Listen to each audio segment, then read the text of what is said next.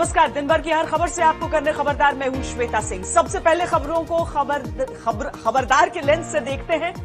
इसके बाद बिना ब्रेक के नॉनस्टॉप विश्लेषण करेंगे। आज स्वतंत्रता दिवस की पूर्व संध्या पर हम आपको प्रधानमंत्री नरेंद्र मोदी के कल सुबह के भाषण का पूर्वानुमान दिखाएंगे। हम आपको बताएंगे कि कल पीएम मोदी अपने भाषण में क्या बोल सकते हैं। हमने 2014 से लेकर 2019 तक पीएम मोदी के स्वतंत्रता दिवस वाले भाषणों का पूरा विश्लेषण किया है। आज ये देखिएगा कि कल पीएम मोदी का फोकस किन मुद्दों पर रह सकता है।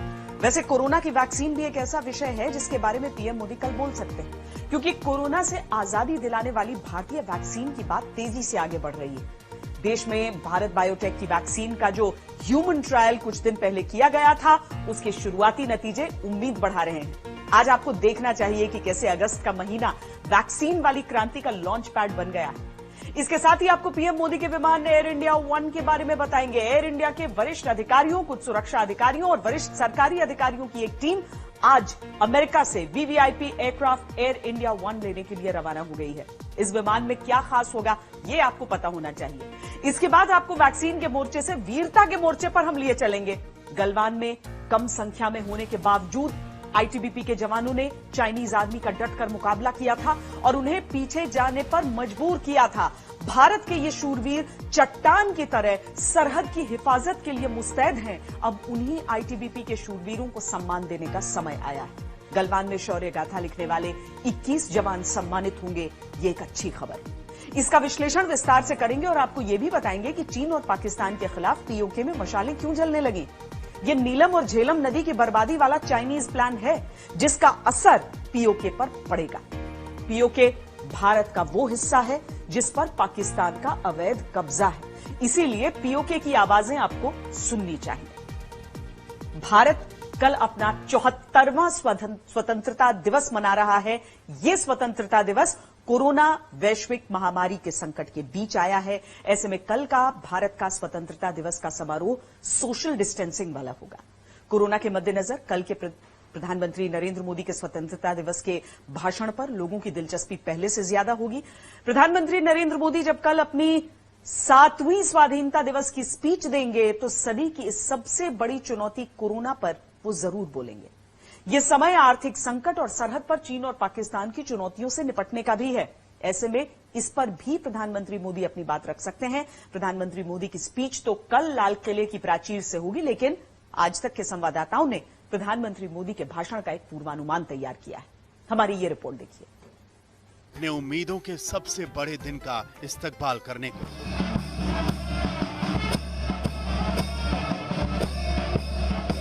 स्वतंत्रता दिवस पर देश के सबसे बड़े समारोह में प्रधानमंत्री नरेंद्र मोदी लाल किले की प्राचीर से 7वीं बार झंडा फहराएंगे।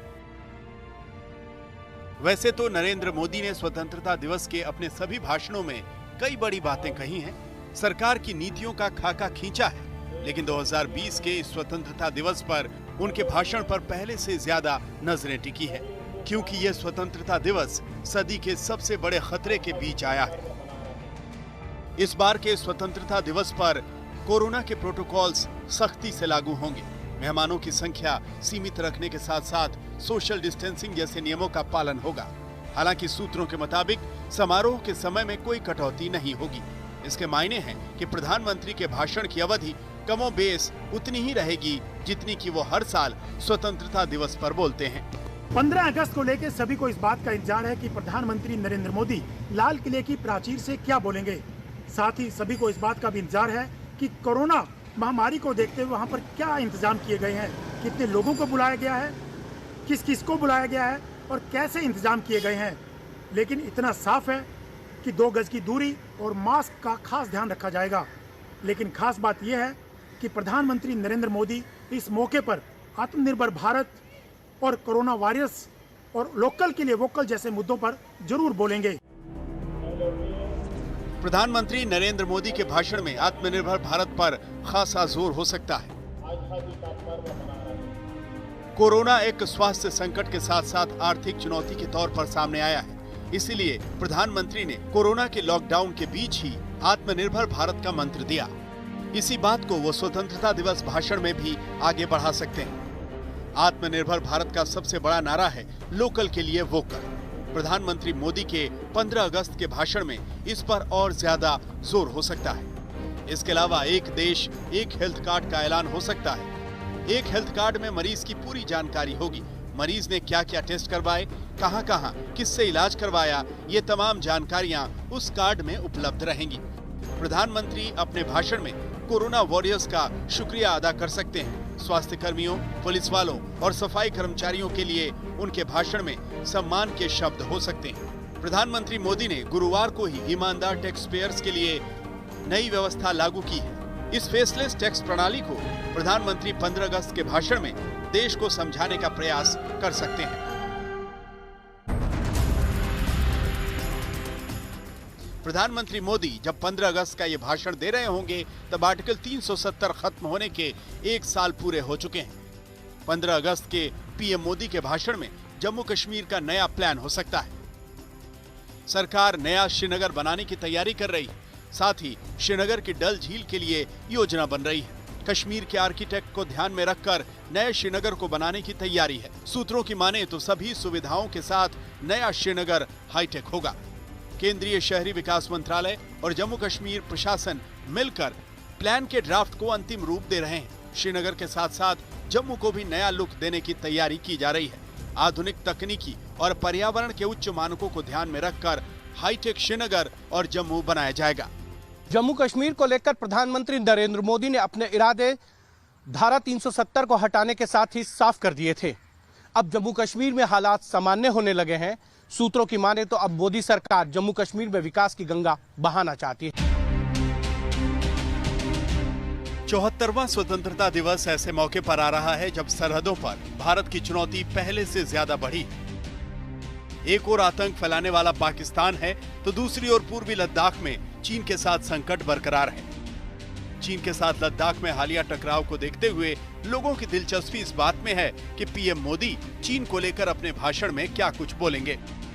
स्वतंत्रता दिवस की पूर्व संध्या पर राष्ट्रपति रामनाथ कोविंद ने भी गलवान के शहीदों को श्रद्धांजलि दी।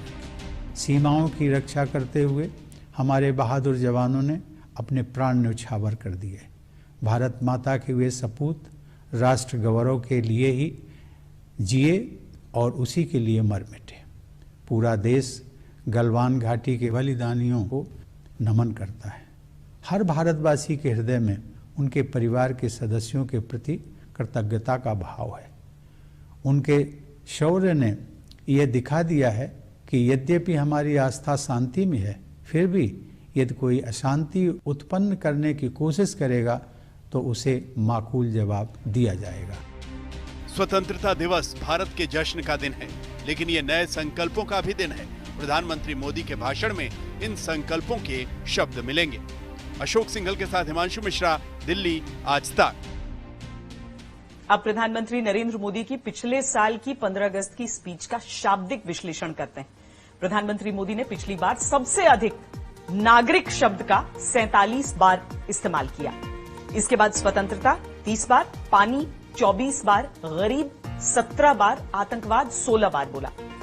इसके अलावा प्रधानमंत्री मोदी के पिछले साल के 15 अगस्त के भाषण में किसान 15 बार, ट्रिलियन, अर्थव्यवस्था 15 बार, आर्टिकल 370 14 बार, पर्यटन 13 बार आया।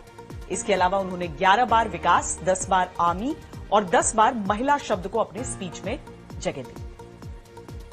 हमने प्रधानमंत्री नरेंद्र मोदी के पहले कार्यकाल के 5 स्वतंत्रता दिवस भाषणों का अलग से शाब्दिक विश्लेषण किया है। 2014 से 2018 तक के भाषणों में पीएम मोदी ने गरीब शब्द का इस्तेमाल सबसे अधिक किया। पहले कार्यकाल में पीएम मोदी के सभी स्वतंत्रता दिवस भाषणों में गरीब शब्द का इस्तेमाल 110 बार हुआ।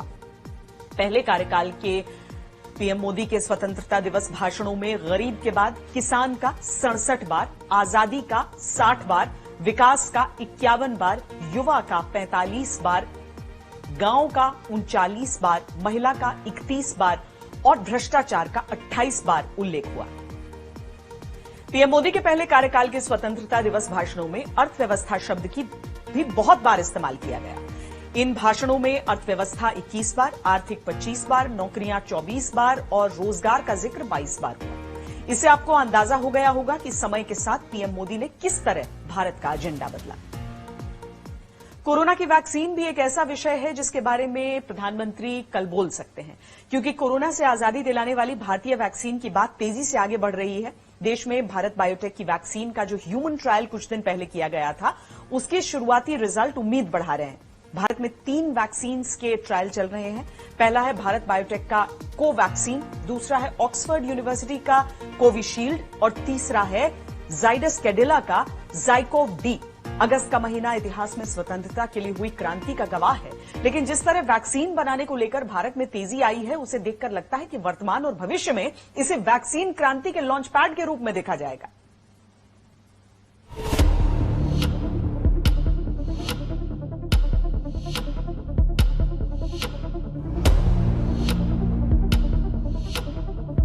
पूरी दुनिया में वैक्सीन की अगस्त क्रांति चल रही है।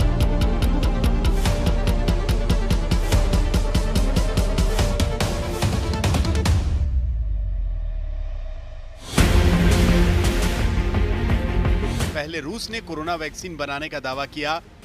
अब कोरोना वैक्सीन बनाने में भारत को पहली बड़ी कामयाबी मिली है। भारत के कोवैक्सीन के पहले चरण के ट्रायल से जुड़ी खुशखबरी आ गई है।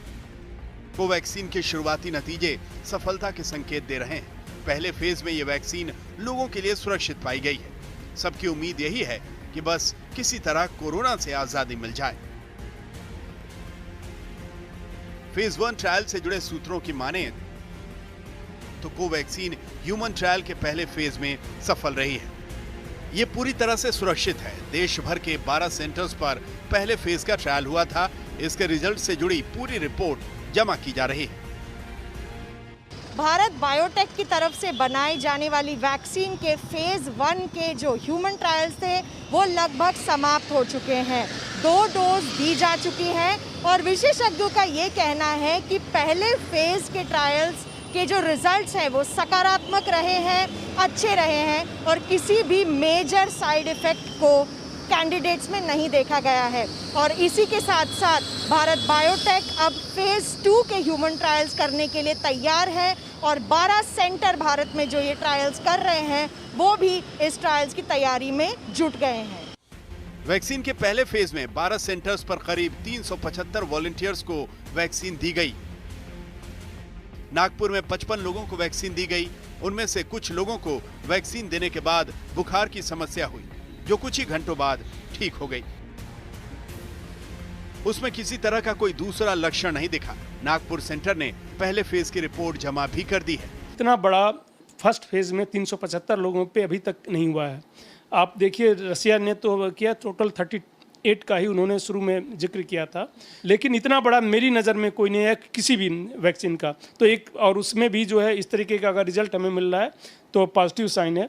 दूसरा, ठीक है, अगर सब कुछ हमारे अनुरूप चलता रहा तो फेज़ 2 भी हम जल्दी शुरू कर देंगे, फेज़ 3 भी उसके 1-1.5 महीने बाद शुरू कर देंगे।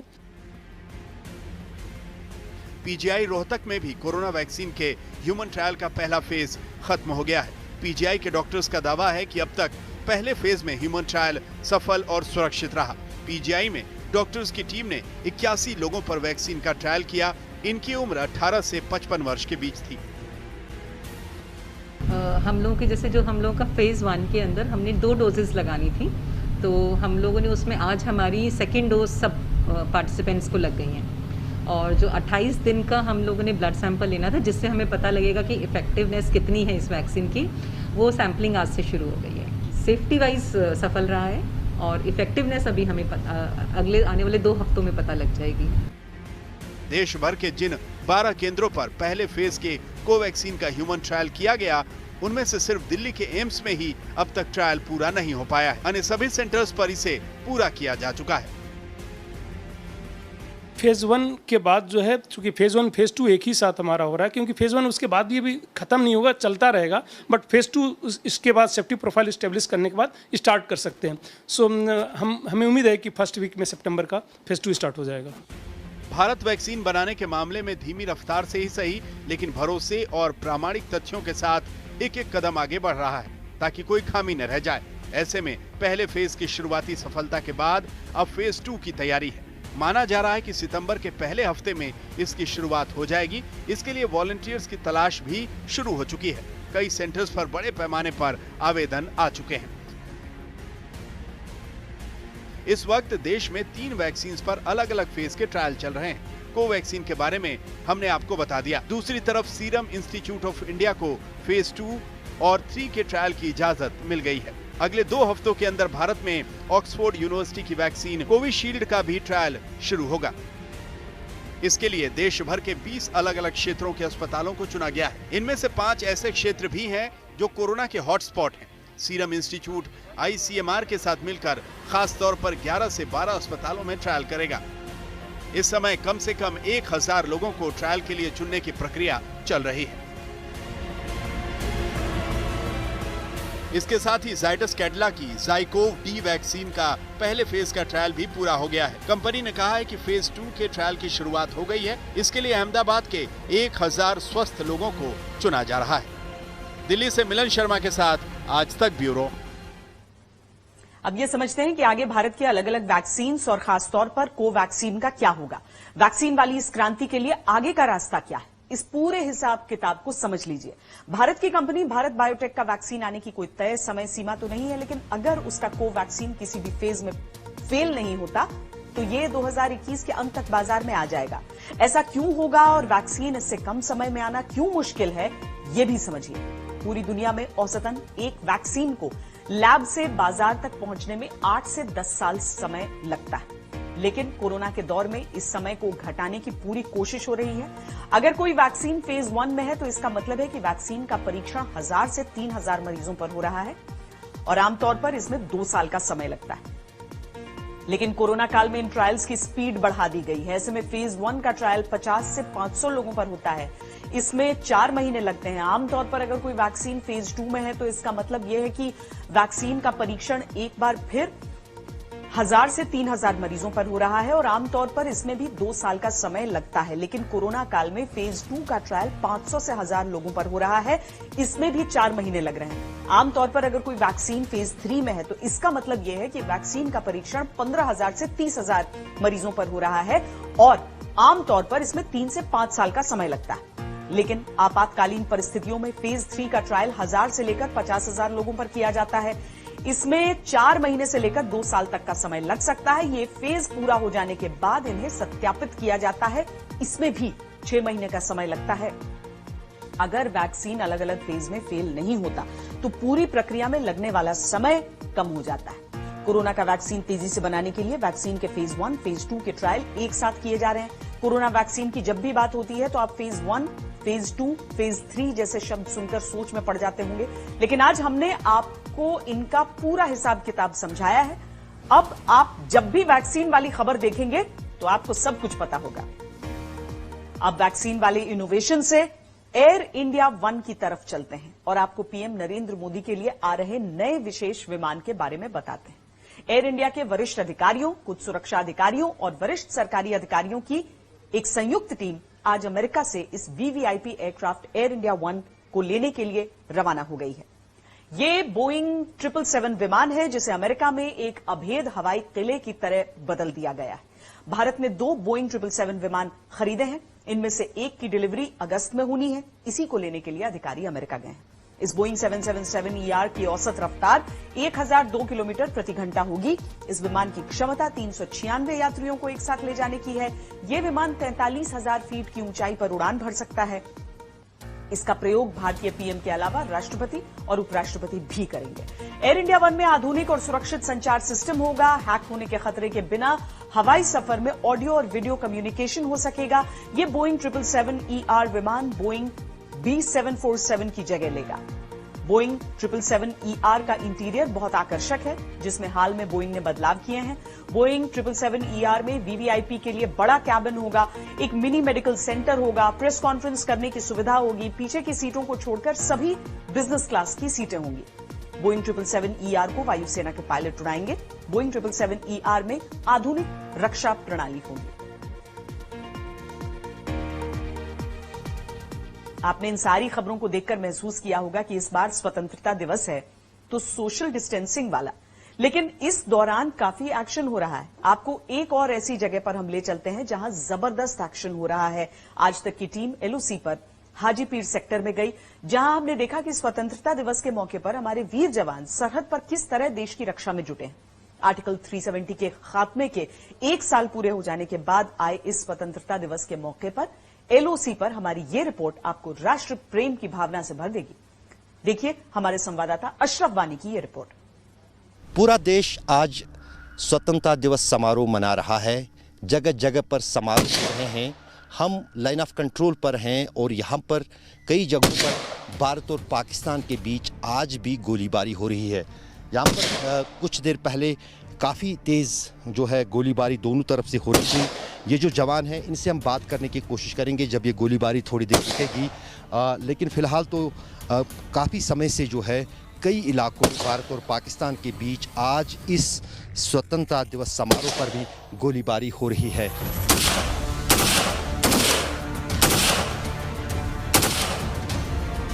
जी यहाँ पे CFB होती रहती है और यहाँ पे जो हम फायर कर रहे हैं वो हमारे सामने एनिमी पोस्ट है, तो वहाँ से वो इन्फिल्ट्रेशन फैसिलिटेट करते हैं, तो उसी को रोकने के लिए हम फायर करते हैं। यहाँ लाइन ऑफ कंट्रोल पर पाकिस्तानी सेना को ये अंदाज़ा भी नहीं होगा कि उनकी हर एक हरकत पर इस अंडरग्राउंड बैंकर में नज़र रखी जाती है। मैं आपको देखूंगा ये SVL जो है सर्वेलेंस सेंटर जो है इसके भीतर चलूँगा। करीब ज़मीन के 60 से 70 फुट नीचे ये जो है ये ऑपरेशन रूम है। यहाँ पर आज जनरल साहब भी आए हैं यहाँ पर देखने के लिए। दरअसल आगे जो ये मॉनिटर्स लगे हैं इन पे आप देख सकते हैं कि यहाँ जो है सेना के जवान ये पाकिस्तान के जो पोस्ट्स हैं सेना के पोस्ट्स उन पर 24 घंटे जो है नज़र रखते हैं वहाँ पर क्या गतिविधि होती है। आप अगर इस पोस्ट को देखेंगे ये पाकिस्तानी सेना का पोस्ट है और इस पर जो भारतीय सेना की तरफ से कार्रवाई हुई है उसमें ये हिस्सा उसका जो है एक गोले से तबाह हुआ है और उस पर अब कोई बोरा लगाया गया है, लेकिन है ये पाकिस्तानी सेना का पोस्ट। देखिए मेन फोकस हमारा है लाइन ऑफ कंट्रोल पर इन्फिल्ट्रेशन को रोकना। उसके लिए ज़रूरी है एक स्ट्रॉन्ग सर्वेलेंस ग्रिड को एस्टेब्लिश करना। मैं एक्सप्लेन करता हूँ कि सर्वेलेंस का ये मतलब नहीं कि एक आदमी दूरबीन लेकर किसी झाड़ी के पीछे बैठा है। हम उसमें ग्राउंड सर्वेलेंस, एरियल सर्वेलेंस ताकि हवा से सर्वेलेंस, ऑप्टिकल रडार से सर्वेलेंस, इलेक्ट्रॉनिक सर्वेलेंस, इस पूरी सर्वेलेंस को एक कोऑर्डिनेट तरीके से किया जाता है। कोऑर्डिनेट तरीके से सर्वेलेंस करने का फ़ायदा ये है कि अगर हमें कोई भी हरकत दुश्मन की नज़र आती है तो एक तालमेल के साथ उसके ऊपर जवाबी कार्रवाई की जाती है, जो भी एप्रोप्रिएट देखा जाता है। आप मानेंगे अगर आप किसी एरिया के ऊपर लगातार 24 घंटे हर साल आप निगरानी रखे हुए हैं तो कोई भी चीज़ अगर अलग होती है आपको उसका इंडिकेशन मिल जाता है, और वो इंडिकेशन काफ़ी होता है हमारे पास में अपने बाकी जो सर्वेलेंस के आले हैं, जो बाकी ट्रुप्स हैं, उनको अलर्ट करने के लिए और पोजीशन करने के लिए। ये जो आप कैमरे में ये तस्वीर देख रहे हैं ये पूरा पाकिस्तानी कब्जे वाला कश्मीर है और हम इस वक्त लाइन ऑफ कंट्रोल पर एक अंडरग्राउंड बैंकर में है। दरअसल पाकिस्तान के खिलाफ कार्रवाई में अब बड़े हथियारों का इस्तेमाल भी होता है। पहले मशीन गनों का इस्तेमाल होता था, मोटर्स का इस्तेमाल होता था, लेकिन अब आर्टिलरी के भी अलग अलग जो बंदूकें हैं या गन्स हैं उनका इस्तेमाल होता है। यहाँ पर जो ये गन रखी गई है ये एक बैंकर में रखी हुई गन है, ताकि जब भी पाकिस्तान की तरफ से कोई गोलीबारी हुई उसका जवाब जो है इस तरह की गोलीबारी से यहाँ से किया जाए और दुश्मन को भनक भी ना हो। दरअसल पाकिस्तान को ये अंदाज़ा भी नहीं होगा कि ये आर्टिलरी गन जो है ये कहाँ पर लगी हुई है और यहाँ पर किस तरह से यहाँ से जो है ये उन पर कार्रवाई की जाती है। नियंत्रण रेखा पर हम इस वक्त उस इलाके में खड़े हैं जो सबसे ज़्यादा हिस्सास भारत और पाकिस्तान के बीच माना जाता है। हम इस वक्त हाजी पीर के इलाके में हैं। दरअसल मेरे सामने जो मेरा कैमरामैन आपको दिखाएगा ये हाजी पीर इलाका है और इन जंगलों के आगे क्योंकि पाकिस्तानी पोस्टों से छुपने के लिए हम इस जंगल की आड़ में हैं और आगे जितनी भी पहाड़ियां हैं इन पर पाकिस्तानी सेना के पोस्ट हैं और जब भी भारत और पाकिस्तान के बीच तनाव होता है सबसे ज़्यादा जो गोलीबारी होती है वो इसी इलाके में होती है। एक महत्वपूर्ण बात आपको मैं बताऊं कि यहाँ से मात्र कुछ ही किलोमीटर दूर पुंछ है और एक ज़माने में यही रास्ता कश्मीर को पुंछ के साथ जोड़ता था और 47 से पहले के दौर में इस समय को घटाने की पूरी कोशिश हो रही है। अगर कोई वैक्सीन फेज 1 में है तो इसका मतलब है कि वैक्सीन का परीक्षण 1000 से 3000 मरीजों पर हो रहा है और आमतौर पर इसमें 2 साल का समय लगता है। लेकिन कोरोना काल में इन ट्रायल्स की स्पीड बढ़ा दी गई है। ऐसे में फेज 1 का ट्रायल 50 से 500 लोगों पर होता है। इसमें 4 महीने लगते हैं। आमतौर पर अगर कोई वैक्सीन फेज 2 में है तो इसका मतलब यह है कि वैक्सीन का परीक्षण एक बार फिर 1000 से 3000 मरीजों पर हो रहा है और आमतौर पर इसमें भी 2 साल का समय लगता है। लेकिन कोरोना काल में फेज 2 का ट्रायल 500 से 1000 लोगों पर हो रहा है, इसमें भी 4 महीने लग रहे हैं। आमतौर पर अगर कोई वैक्सीन फेज 3 में है तो इसका मतलब यह है कि वैक्सीन का परीक्षण 15000 से 30000 मरीजों पर हो रहा है और आमतौर पर इसमें 3 से 5 साल का समय लगता है। लेकिन आपातकालीन परिस्थितियों में फेज 3 का ट्रायल 1000 से लेकर 50,000 लोगों पर किया जाता है।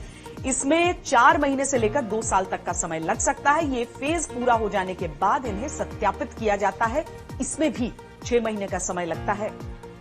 अगर वैक्सीन अलग अलग फेज में फेल नहीं होता तो पूरी प्रक्रिया में लगने वाला समय कम हो जाता है। कोरोना का वैक्सीन तेजी से बनाने के लिए वैक्सीन के फेज 1, फेज 2 के ट्रायल एक साथ किए जा रहे हैं। कोरोना वैक्सीन की जब भी बात होती है तो आप फेज 1, फेज 2, फेज 3 जैसे शब्द सुनकर सोच में पड़ जाते होंगे, लेकिन आज हमने आपको इनका पूरा हिसाब किताब समझाया है। अब आप जब भी वैक्सीन वाली खबर देखेंगे तो आपको सब कुछ पता होगा।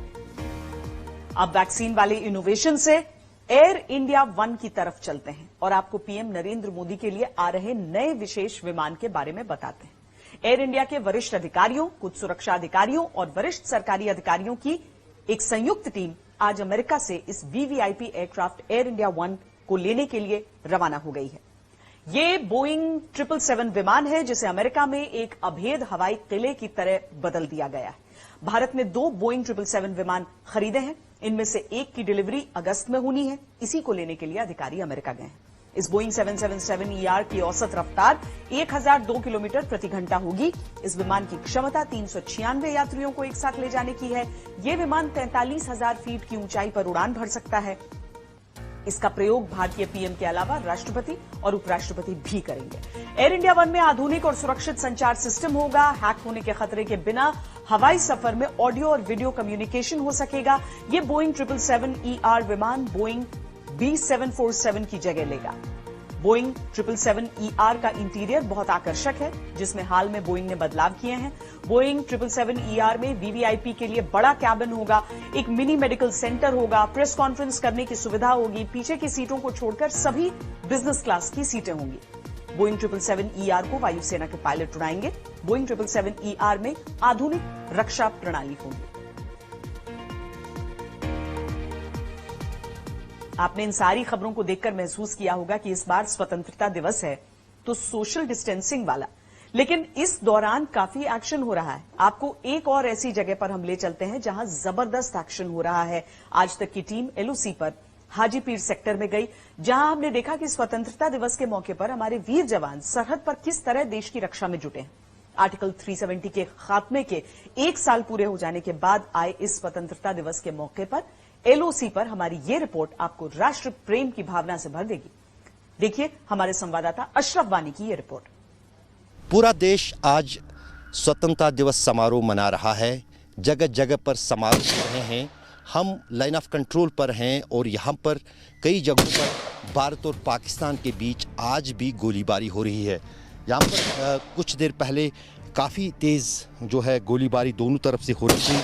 ये जो जवान हैं इनसे हम बात करने की कोशिश करेंगे जब ये गोलीबारी थोड़ी देर रुकेगी। लेकिन फ़िलहाल तो काफ़ी समय से जो है कई इलाकों भारत और पाकिस्तान के बीच आज इस स्वतंत्रता दिवस समारोह पर भी गोलीबारी हो रही है।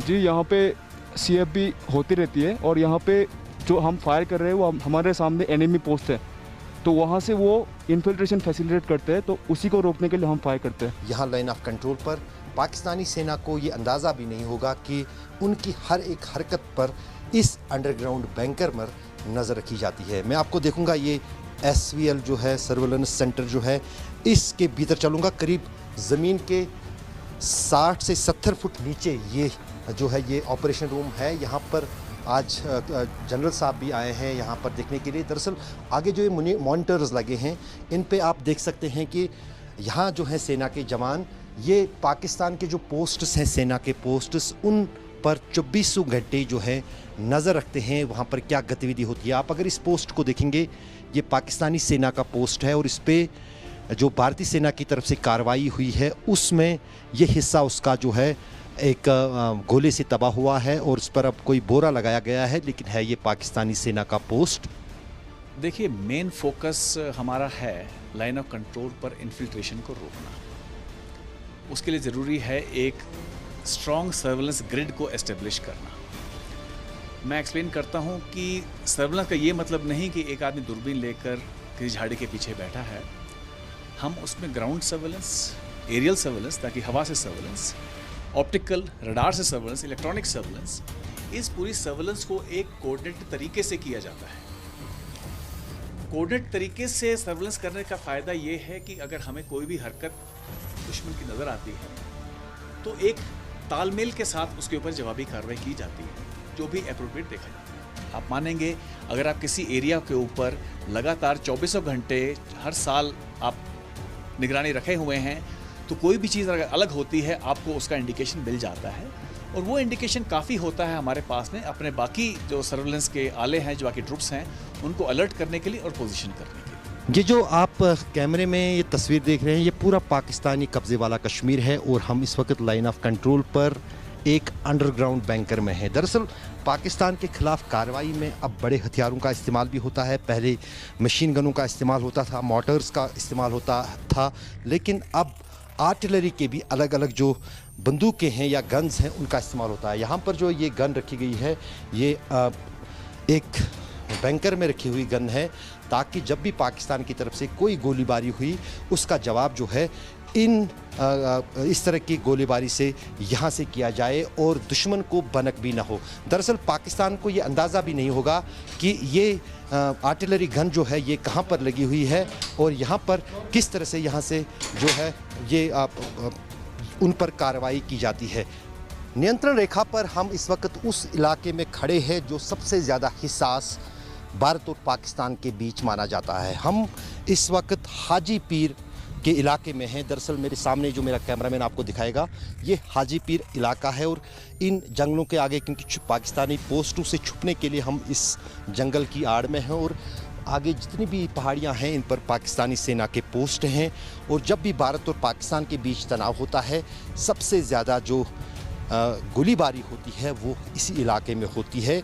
एक महत्वपूर्ण बात आपको मैं बताऊं कि यहाँ से मात्र कुछ ही किलोमीटर दूर पुंछ है और एक ज़माने में यही रास्ता कश्मीर को पुंछ के साथ जोड़ता था और 47 से पहले जब भारत और पाकिस्तान अलग अलग देश नहीं थे तब यही मुख्य रास्ता था कश्मीर को पुंछ से जोड़ने के लिए और अभी भी वो सड़कें मौजूद हैं। पूरे देश में स्वतंत्रता दिवस समारोह हो रहे हैं, लेकिन हम इस वक्त लाइन ऑफ कंट्रोल पर हैं जहां पर हर पोस्ट पर तैनात सेना के जवान, उनके अफसर और जो आसपास लोग होते हैं मिलकर स्वतंत्रता दिवस समारोह मना रहे हैं। यहाँ भी जो टुकड़ी है फौज की जो यहाँ इस इलाके में तैनात है वो अपना स्वतंत्रता दिवस समारोह यहाँ मना रहे हैं। आप देख सकते हैं कि जो कमांडिंग अफसर है वो यहाँ पर तिरंगा फहरा रहे हैं और आप इस पूरा जो है यहाँ पर समारोह आम लोगों के साथ साथ सेना के जवानों के बीच हो रहा है। आज 15 अगस्त जो 2020 को हम 74th इंडिपेंडेंस डे हम मना रहे। हम जवान और अवाम साथ में मिलकर ये मना रहे और ये आश्वासन मैं देना चाहता हूँ देश और देशवासियों को कि जब तक हम यहाँ पर है किसी प्रकार के घुसपैठ या लाइन ऑफ कंट्रोल के सैंक्टिटी मेंटेन रखना हमारा कर्तव्य है और हम ये करते रहेंगे 24 घंटे। ये ड्रोन कैमरा है जो आपको यहाँ दिखेगा। इसी तरह के ड्रोन कैमरा जो हैं पोस्ट्स पे लगाए जाते हैं ताकि दुश्मन की हरकतों पर नज़र रखी जाए। क्योंकि मैं अपने कैमरामैन को यहाँ अपने साथ ले चलूँगा, वो आपको दिखाएगा कि पाकिस्तानी इलाका यहाँ पर कहाँ शुरू होता है। दरअसल जो ये बाउंड्री आप देख रहे हैं ये इसलिए यहाँ पर इतनी ऊंची रखी गई है ताकि दुश्मन को नज़र न आए कि यहाँ पर क्या हो रहा है, क्योंकि वो भी निगरानी कर रहे हैं। और इस दीवार के बाद ये सभी पहाड़ी इलाका जो है जहाँ पर ये ड्रोन कैमरे से नज़र रखी जा रही है ये पूरा पाकिस्तानी इलाका है और 24 घंटों यहाँ लाइन ऑफ कंट्रोल पर तनाव बना रहता है और हर हरकत पर दोनों सेनाएं एक दूसरे पर निगाहें टिकाई रहती हैं और जब भी कहीं से भी कोई गोलीबारी होती है पाकिस्तान से उसका जवाब भारतीय सेना मुंह तोड़कर यहाँ से ही देती है। रूफ अहमद के साथ अशरफ वानी, लाइन ऑफ कंट्रोल, आज तक। इसके साथ ही आपको बता दें कि पहली बार होगा जब 15 अगस्त के मौके पर कोरोना के कर्मवीरों को भी सम्मानित किया जाएगा। हम दिल्ली पुलिस के उन जवानों के भी नाम आपको बताते हैं जिन्हें खासकर कोरोना के समय में, कोरोना के इस काल में उनकी ड्यूटी, उनके दायित्व के निर्वहन के लिए सम्मानित किया जाने वाला है। दिल्ली के 3 पुलिसकर्मियों को राष्ट्रपति सम्मान मिलेगा। SI Sunita Madan, head constable Manish Kumar को पदक, हेड कांस्टेबल जितेंद्र को भी राष्ट्रपति सम्मान दिया जा रहा है। कोरोना काल में तीनों ने बढ़ चढ़कर मदद की जाएगी। एसआई सुनीता मान, हेड कांस्टेबल मनीष कुमार को पदक दिया जा रहा है।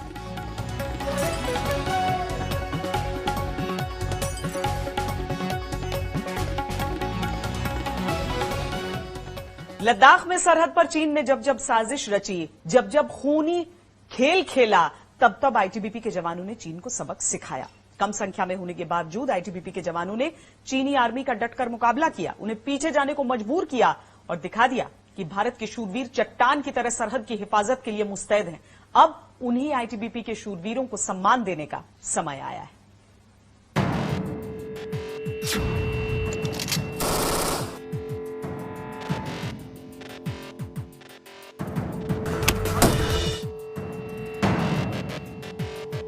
बर्फीली घाटियों के बीच जब चीनी सैनिकों ने ज्यादती की तो इन्हीं शूरवीरों ने चीनी सैनिकों के छक्के छुड़ाए। गलवान घाटी में चीनी सैनिकों ने जब भारतीय सीमा में घुसने की कोशिश की तो इन्हीं योद्धाओं ने उन्हें उल्टे पांव जान बचाकर भागने पर मजबूर किया। अब इन्हीं जवानों को इनकी बहादुरी का इनाम देने का समय आया है। जी हां, आईटीबीपी ने 21 जवानों का नाम बहादुरी पदक के लिए भेजा है। मई और जून में इन जवानों ने पूर्वी लद्दाख में चीनी सैनिकों का सामना किया। ये बहुत बड़ी बात है क्योंकि हमारे ट्रूप्स आज तक जितनी भी कार्रवाइयां हुई हैं उसमें इस तरह से कभी भी इतने ट्रूप्स को जो है वो अवार्ड के लिए जो है वो रिकमेंड नहीं किया है, लेकिन इस बार की परिस्थिति बिल्कुल भिन्न थी। आईटीबीपी के सूत्रों से मिली जानकारी के मुताबिक जिस समय गलवान घाटी में 15 जून को चीनी सैनिकों के साथ आर्मी के जवानों की खूनी झड़प हुई थी, उसी रात चीन की तरफ से पूर्वी लद्दाख में अलग अलग जगहों पर कई फ्रंट खोल दिए गए थे। सूत्रों से मिली जानकारी के मुताबिक तब 100 से 200 चीनी सैनिकों ने पत्थरबाजी की थी। चीनी सैनिकों की संख्या ज्यादा थी और उनके सामने आईटीबीपी के 20 से 25 मुट्ठी भर जवान थे। संख्या कम जरूर थी मगर हौसला जबरदस्त। आईटीबीपी के 21 जवानों ने न सिर्फ चीनी सैनिकों का डटकर मुकाबला किया बल्कि चीन के सैनिकों के छक्के छुड़ा दिए, चीनी सैनिकों को पस्त किया और आलम यह रहा कि चीनी सैनिकों को कदम पीछे खींचने पड़े। आईटीबीपी के जवानों ने जो जांबाजी दिखाई उसी का परिणाम है कि आईटीबीपी की ओर से बहादुरी पदक के लिए इन 21 जवानों के नाम की सिफारिश की गई है। लाइन ऑफ एक्चुअल कंट्रोल पर चीन की चालबाजियां अब भी देखी जा रही हैं, जिसका जवाब सेना और आईटीबीपी की तरफ से लगातार दिया जा रहा है। मई जून के महीने में जिस तरीके से चीन ने झड़प की थी उसकी आधिकारिक जानकारी आईटीबीपी की तरफ से दिया गया है, जिसमें यह साफ तौर पर कहा गया है कि 20 से 25 आईटीबीपी के जवानों ने ईस्टर्न लद्दाख में 200 के आसपास चीनी सैनिकों को मुंहतोड़ जवाब दिया। चीनी सैनिक आईटीबीपी की अभेद दीवार को तोड़ना चाहते थे, लेकिन वो तोड़ते तोड़ते पस्त हो गए। इतना ही नहीं, जानकारी के मुताबिक गलवान के अलावा पूर्वी लद्दाख के कुछ इलाकों में ऐसे ही जून के महीने में चीनी सैनिकों की ओर से कई बड़ी खूनी साजिशें रची गईं। लेकिन पूरी तरह से बॉडी गियर से लैस आईटीबीपी के जवानों ने चीनी सैनिकों का डटकर सामना किया। आईटीबीपी के जवानों ने आला दर्जे का युद्ध कौशल दिखाया और चीनी सैनिकों के सामने हिम्मत से डटे रहे। आईटीबीपी के जवानों ने जबरदस्त पराक्रम दिखाते हुए शील्ड का शानदार प्रयोग किया। आईटीबीपी के जवानों ने कंधे से कंधा मिलाकर चीनी सैनिकों को न सिर्फ खदेड़ा बल्कि झड़प में घायल हुए सेना के जवानों को सुरक्षित जगहों पर भी लेकर गए। खास बात यह है कि चीनी सैनिकों का सामना करते हुए आईटीबीपी का एक भी जवान घायल नहीं हुआ। ये जो शौर्य की गाथा है ये भी बहुत ही सराहनीय है और बहुत उल्लेखनीय है, क्योंकि आप समझिए कि रेशियो क्या है। मतलब एक आईटीबीपी जवान पीएलए का 5 से 10 जवान को फेस कर रहा था और फिर भी परास्त किया। ये तुलना बहुत ही सराहनीय है। आपको जानकर हैरानी होगी कि कई बार आईटीबीपी के जवानों ने पूरी रात चीनी सैनिकों का सामना किया और 17 से 20 घंटे तक उन्हें जवाबी कार्रवाई करते हुए रोके रखा। आईटीबीपी के जवानों ने अदम्य साहस का परिचय दिया और अब इस साहस को सलाम करने का समय आया है। जितेंद्र बहादुर सिंह, दिल्ली, आज तक। चीन की तड़प बढ़ गई है, उसे समझ नहीं आ रहा कि अब वो क्या करे, इसीलिए उसके राजदूत अजीबोगरीब बयान दे रहे हैं। मगर चीन की हर चालबाजी दुनिया देख रही है और सिर्फ देख नहीं रही बल्कि चीन को शर्मिंदा कर रही है, उसकी धज्जियां उड़ा रही है। आज भी अमेरिकी सेनेट में डेमोक्रेट्स और रिपब्लिकन्स दोनों पार्टियों ने मिलकर एक प्रस्ताव पेश किया। इसमें चीन की निंदा है, उसे विश्व बिरादरी के लिए खतरा बताया गया है, यानी चीन को अमेरिका चैन से बैठने नहीं देगा। एक तरफ सरहद पर चीन भारत से पस्त हो रहा है, दूसरी तरफ कूटनीतिक दांवपेच में भी चीन की नहीं चली, तीसरी तरफ दुनिया भर में उसकी निंदा हो रही है और चौथी तरफ अमेरिका चीन को सबक सिखाने के मूड में। मतलब इसे कहते हैं चौतरफा घिर जाना। अब चीन कहे भी तो क्या, सहे भी तो कैसे, इसीलिए कल तक भारत को चीनी उपदेश देने लगे थे और आज अपनी बेहयाई पर सफाई वाली बातें कह रहे हैं। भारत में चीन के राजदूत ने एक मैगजीन से कहा है कि गलवान घाटी में हुई घटना की अच्छे से जांच कराई जाए और जिन्होंने नियमों का उल्लंघन किया है उन्हें दोषी करार दिया जाए। अगर सावधानी से इस घटना का विश्लेषण किया जाएगा तो पता चल जाएगा कि गलवान हिंसा के लिए चीन जिम्मेदार नहीं है। अजीब है ना, जांच की मांग भी चीन के राजदूत कर रहे हैं और खुद ही अपने आप को क्लीन चिट भी दे रहे हैं। बहरहाल चीन चाहे जो कहे, उसकी असलियत अब किसी से कहां छुपी है। तभी तो चीन की बदनामी की पताकाएं दुनिया भर में फहरा रही हैं।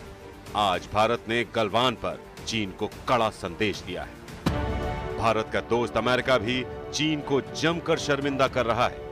अमेरिकी सीनेट में एक प्रस्ताव पेश किया गया है।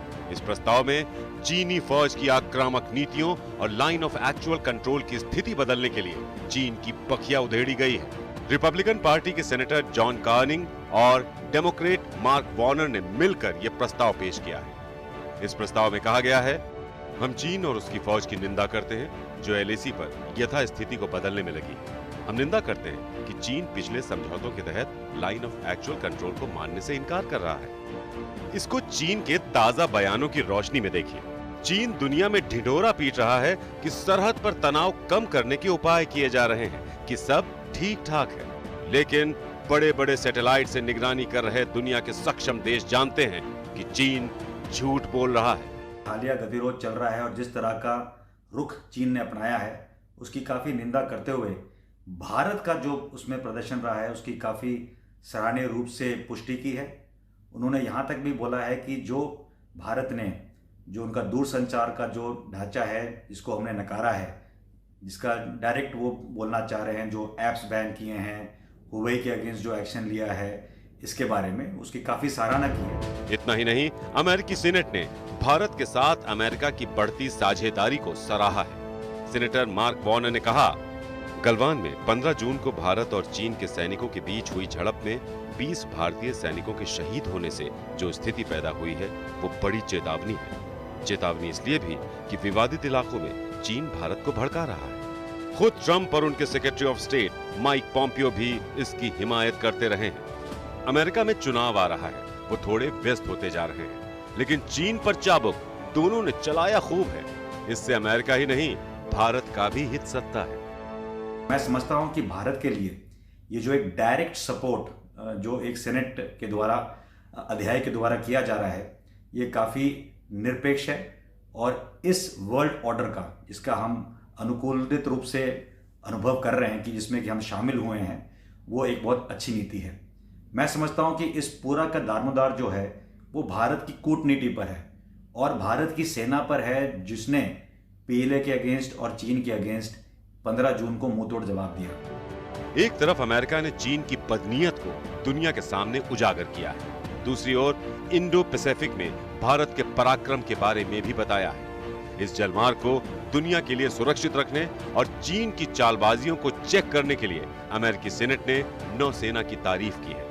यानी भारत के दोस्त अमेरिका ने एक साथ तीनों सेनाओं को सल्यूट भेजा है। अमेरिकी सेनेट में ये प्रस्ताव पास होने के बाद ये बात साफ हो गई है कि अमेरिका चीन के मुद्दे में भारत के साथ है। कुछ दिन पहले जब अमेरिका की नौसेना साउथ चाइना सी से वापस जा रही थी तो भारतीय महासागर में अमेरिकी और भारतीय नौसेना ने साथ में एक एक्सरसाइज की थी। ये सब दिखाता है कि भारत और अमेरिका के बीच दोस्ती बढ़ रही है और इसके पीछे यही कारण है कि कैसे चीन को पीछे ढकेला जा सके। अभिषेक भल्ला, दिल्ली आज तक। पाकिस्तान और चीन की जहरीली जुगलबंदी के खिलाफ पाकिस्तान के कब्जे वाले कश्मीर में आक्रोश की आग भड़क उठी है। आलम यह है कि लोगों ने चीन और पाकिस्तान के खिलाफ विद्रोह की मशाल जलाकर सड़क पर उतरने का फैसला कर लिया। पीओके के लोगों का आक्रोश इस बात पर है कि चीन डैम बनाकर नीलम और झेलम नदियों के पानी से लोगों को वंचित कर रहा है।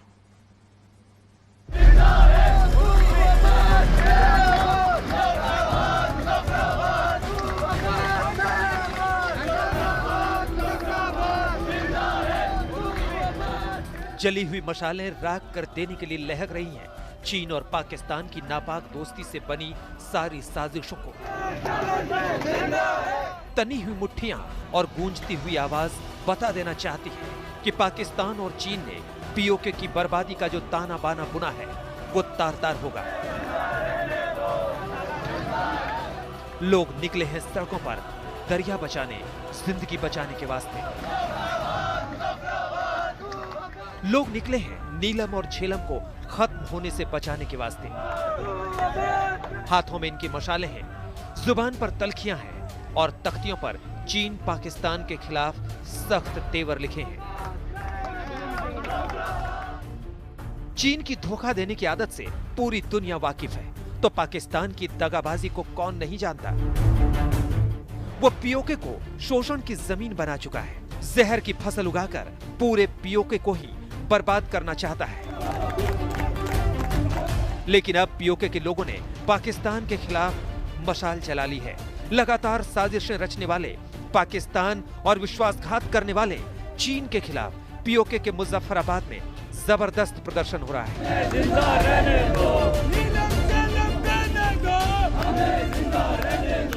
मुजफ्फराबाद के लोगों का यह गुस्सा फूटा है नीलम और झेलम नदी पर बन रहे मेगा डैम के खिलाफ। पाकिस्तान और चीन ने पीओके में आजाद पट्टन और कोहला हाइड्रो पावर प्रोजेक्ट्स बनाने को लेकर समझौता किया था। चीन पाकिस्तान आर्थिक गलियारे के तहत आजाद पट्टन हाइडल पावर प्रोजेक्ट को लेकर 6 जुलाई को साइन किए गए थे। इससे 700.7 मेगावाट बिजली का उत्पादन होगा। 1.54 अरब डॉलर के इस प्रोजेक्ट को चीन के जियोझावा ग्रुप की कंपनी बना रही है। Kohla hydro electric power project को झेलम नदी पर बनाया जाएगा। इस प्रोजेक्ट के 2026 तक पूरा होने की उम्मीद है। इसे चीन के 3 gorges corporation, international finance corporation और सिल्क बैंक फंड बना रहे हैं। लेकिन चीन के इस ड्रीम प्रोजेक्ट पर विरोध की मशाल जल उठी।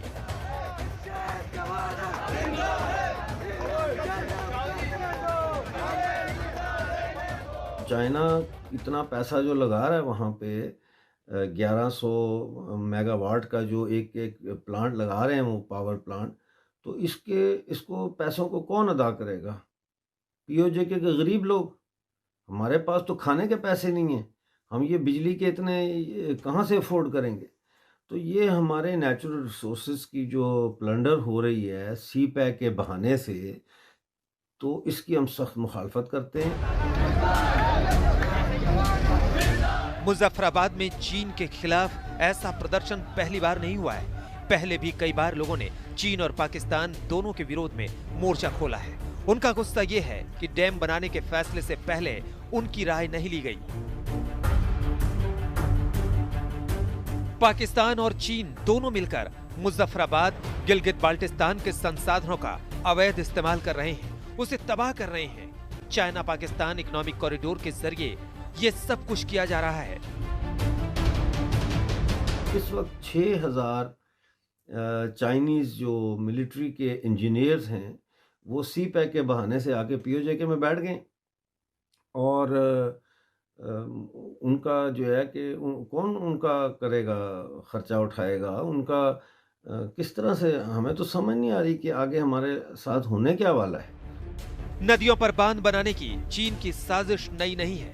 इससे पहले ड्रैगन का एक और सच सामने आ चुका है। खुलासा हो चुका है कि उसने तिब्बत में ब्रह्मपुत्र की सहायक नदियों पर 8 नए डैम बनाए हैं ताकि वो ब्रह्मपुत्र के बहाव को कंट्रोल कर सके और पानी को हथियार बना सके। ऐसी ही साजिश चीन पाकिस्तान के साथ मिलकर पीओके में कर रहा है। आर्थिक रूप से कंगाल पाकिस्तान चीन के रहमो करम पर जिंदा है और चीन उसे हर डील के लिए मजबूर कर रहा है। लेकिन पीओके में दोनों मुल्कों के खिलाफ इस जंग का ऐलान चीन और पाकिस्तान की मुश्किलें बढ़ाने वाला है। आज तक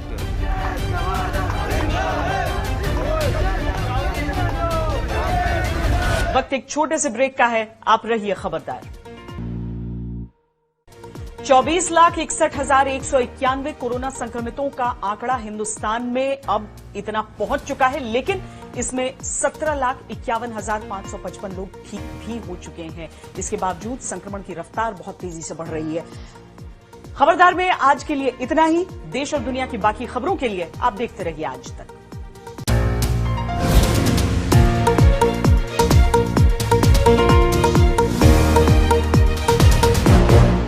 नमस्कार, मैं हूं अंजना ओम कश्यप। हमें उम्मीद है ये वीडियो आपको पसंद आया होगा। लेटेस्ट खबरों के लिए यूं ही देखते रहिए आज तक और इस वीडियो के पसंद आने पर लाइक, शेयर एंड सब्सक्राइब करना ना भूलें।